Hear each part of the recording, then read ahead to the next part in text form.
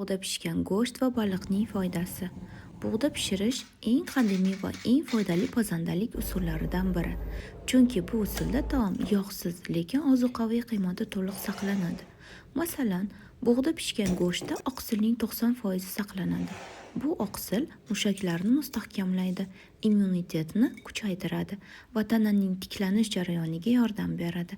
Shuningdek, bug'da pishgan go'shtda zararli xolesterin miqdori kamayadi, yurak va jigar uchun yengilroq bo'ladi. Shuning uchun bu usul nafaqat mazali, balki parhezbob ham hisoblanadi. Baliq esa bug'da pishirilganida o'zidagi omega 3 yog' kislotalarini yo'qotmaydi.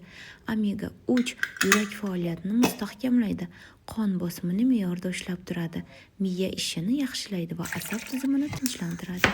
Baliqdagi D vitamini suyak va tishlarni mustahkamlaydi, terini silliq, sochni sog'lom qiladi va ayniqsa bolalar uchun o'sishni tezlashtiradi.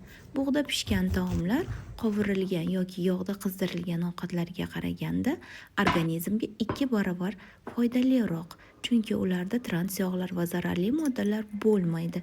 Shuning uchun sog'lom hayot tarafdorlari har kuni kamida bir marta bug'da pishgan taom iste'mol qilishni tavsiya etishadi. Bug'da pishgan taomlar sog'lom tanlovdir.